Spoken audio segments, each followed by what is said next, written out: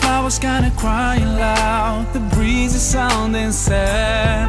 Oh no, tell me, when did we become so cold and empty inside? Lost away a long time ago. Did we really turn that blind? We don't see that we keep hurting each other, no. All we do is just fight. Now we share the same bright sun, the same round moon. Why don't we share the same love? Tell me why not? Life is shorter than most have thought. Assalamu alaikum and welcome to the Jumu'ah Journey broadcast on your favorite community TV station, Cape Town TV, with me, your host of the show, Muhammad Junaid Shafika, MJli. Islamic Relief celebrating 10 years of excellent service nationwide, doing extensive work also across the country. Now bear in mind that the Jumu'ah Journey that is broadcast on Cape Town TV is proudly sponsored by Winners Supermarket and Cash and Carry, Portland's Meat Hyper and Delhi, as well as Taz Boutique. We speak to the head of Islamic Relief that is in Scotland, Habib Malik. Assalamu alaikum, Habib. Wa alaikum assalam wa rahmatullah. We are gathered here this evening, 10 years of excellent service and relief rendered to not only South Africa, but humanity at large. Islamic Relief very busy worldwide. That's true. This is a real honor for me to be here a second time in Cape Town. I was here last year as well. And this year it is very special because it is the 10th anniversary of Islamic Relief South Africa. And globally, Islamic Relief began in 1984. And in South Africa, having been last year and witnessing last night what our team achieved in Durban, and tonight I'm very sure what they will achieve here in Cape Town. I'm very, very proud of the amazing staff, amazing volunteers, and the community at large. They are amazing, and their generosity speaks for itself, that they are donating for the local projects in South Africa as well as global. Because last year when I was here, I was asking them to donate for Kenya and Somalia droughts because I was there. And tonight I will be asking them to think of the people in Syria, think of the people in like Chad or Mali, where sometimes the media doesn't talk about them. And I'm very, very excited. So, and it is a great opportunity for me to be among our brothers and sisters here in Cape Town. Hold my hand, there are many ways to do it right. Hold my hand. Habib Malik, it's an absolute honor being in conversation with you, and I would like to firstly thank you very much. Thank you very much. Habib Malik, I would like to know, how do you and your co-aid workers cope with the challenges that you face in the war-torn country of Syria? In Syria and many other countries which are like Afghanistan, we are working in Sudan, and Somalia is another example where man-made conflict is taking place, and our staff are on the ground. We are trained to handle these situations because we are trained to think of the humanitarian side of the conflicts, look at the innocent people who are there and be with them and watch and absorb their pain and agony and share that, carry that message and share that with the rest of the world. And this is what through your own program, the Jumu'ah Journey, I would like to pass this message on to your viewers, is that in Syria, right now, we have been watching it for the last 2 years, innocent people who are internally displaced as well as externally into the neighboring countries. They urgently need help. I was there recently and I have seen the situation. Our own staff on the ground, the morale is very high because people like yourselves who are the media, our supporters who are always promoting the work, and people here in Cape Town where I am tonight, you will see tonight their generosity really motivates our staff. Because after this event, I send a message to all of them. People in our staff in Syria, this is what people in Cape Town have achieved. And it is not about the money. It is about the collective effort. It is about those thoughts that people have come here. Because this gives us a huge moral boost when we see our donors, our volunteers, on a Saturday night, they have come out and they have organized this event, and people are attending this event, and for people to come out to for this great cause shows that people care. It shows that people understand that humanity, the true human beings, are the ones who are serving humanity.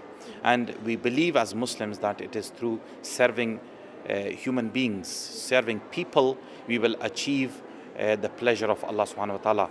And this is what inspires me, drives me, motivates me, gives me that passion, is our volunteers, our supporters. And here in Cape Town is my second opportunity. I was here last year, but tonight is very special because it's the 10th anniversary of Islamic ReliefS South Africa. And it really is a celebration for our donors, our supporters. It is their success. And I'm very, very grateful to our supporters, our donors, volunteers, staff here in South Africa, whether it's in Cape Town, in Durban or Joburg. They're all amazing people, and they are very caring people as well. Hold my hand, there are many ways to do it right. Hold my hand. Winners Supermarket and Cash and Carry, Melkbos Street, Lentegeur, Mitchells Plain, the store that gives and saves you more, where every cent is well spent. 25 aisles of affordable goods, every household catered for. 5 special departments, Winners Supermarket and Cash and Carry, Melkbos Street, Lentegeur, Mitchells Plain, the store that gives and saves you more. Hold my hand, there are many ways to do it right. Hold my hand. Islamic Relief helps people all over the world, works in over 40 countries around the world, and helping people regardless of race, religion, gender. Sizweni Community Center has different projects addressing different needs of the orphans. We have a daycare center running for those children. So we set up an aftercare program for primary school going children. The beauty about it also is creating jobs for the community. We slaughter so many sheep, in the meat, going for distribution amongst the poor and the needy in our areas. With City of Cape Town and Islamic Relief, we basically give them the positive things in life. In that way, they can grow and take over wherever we as the City of Cape Town, as well as Islamic Relief, will leave a legacy behind. Hold my hand, there are many ways to do it right. Hold my hand. Assalamu alaikum, everyone. It is indeed a great pleasure for me to have an opportunity to be with you this evening at this most auspicious occasion. I'd like to begin this evening by saying a few words about our continent, Africa. Today is Africa Day. Today, we celebrate the 50th anniversary of the founding of the Organization of African Unity. And those of you who know history know that the freedom we enjoy today is partly because of the united efforts of the people of Africa, led by the Organization of African Unity, who joined together to work with us and support us to rid our continent of the scourge of colonialism and apartheid in all its manifestations. In recent years, Africa has made significant progress in poverty reduction, primary education, women's empowerment, and in the fight against HIV and AIDS. This positive performance was driven in part by strong economic growth, although for many African countries, we still have extremely serious challenges to confront. Our country, South Africa, is part of the general positive trend in African achievement. And whenever I have an opportunity such as this one, I try to remind us as South Africans that while indeed we should recall the challenges that we have, while indeed we should worry about the many, many problems, but it's also important that we celebrate our advances. I think we tend sometimes to mire ourselves in pessimism we tend to want to be a very pessimistic people, as though there is no progress in Africa, or as though there is no progress in South Africa.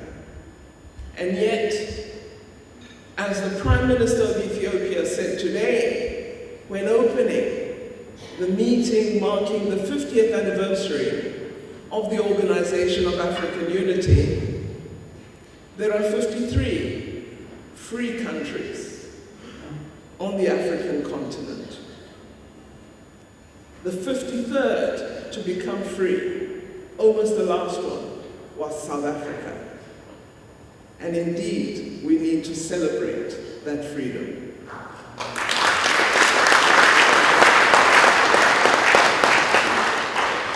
And if you look briefly at where we have come, because sometimes when you're on a journey, when that journey is 19 years old, you forget to remember where you've come from. You forget to see that advances have been made. So what have we done? Since 1994, over 1 million households have been connected to the electrical grid in South Africa. In fact, we connect 1,000 new households a day in our country.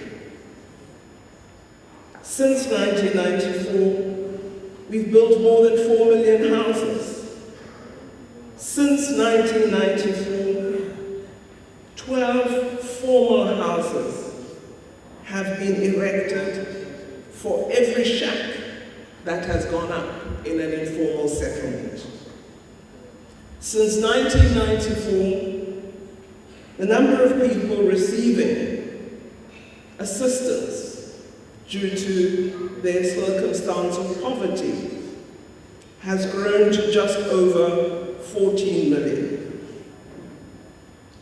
And yet, despite these successes, when we look at the measure of inequality, what is called the Gini coefficient, we note that the economic inequality in South Africa has not improved substantially. Hold my hand, there are many ways to do it right. Hold my hand. Remember, no matter where you are, Allah knows. Allah knows. When you're carrying a monster load, and you wonder how far you can go, with every step on the road that you take, Allah knows. Allah knows. No matter what is right or wrong, there's one thing always gets slowed down. Allah knows. Allah knows. And whatever lies in the heavens and the earth, every star in the soul you give us, Allah knows. Allah knows. There are many ways to do it right. Hold my hand. Portland's Meat Hyper, Marydale and Montague Drives, ideal for all your meat deli requirements. Portland's Meat Hyper also caters for functions renowned for quality sausage, braai meat, super braai packs and chicken. Portland's Meat Hyper in Marydale and Montague Drives, taste quality. Hold my hand. There are many ways to do it right. Hold my hand. Joey, in Cape Town with Islamic Relief, Yes. this important work, you've been to Durban, you're in Cape Town tonight, you're going to Joburg next week. Tell us about the work that you're doing with Islamic Relief in South Africa. Because you know, Islamic Relief is an important organization, not only for Muslims, but for people around the world, people that's struggling. You know, hadith, there's a couple of hadiths that say a person who lets his neighbor go sleep hungry is not one of us, amongst us. he can't count himself as holy. If you make gravy, put more water in so that you can actually give your neighbor some of the gravy. So yeah, that's like some of those thoughts that, you know, Islamic Relief is indirectly giving you a chance to get sawab, if for lack of better word, you know. So you get sawab indirectly that you don't know. It's not like your intention to get sawab, or but yeah, inshallah you get rewarded for the efforts you put in. So my effort is I'm aligned with Islamic Relief, and I'll do all the gigs, and my zakah go to Islamic Relief, and yeah, so and when I have a chance and when they ask me, I'll go do groundwork. I want to go to Chad, but they say it's dangerous, and Mogadishu is a bit too dangerous, so I don't think I will go there. I'll maybe go, yeah, nearer here in South Africa somewhere.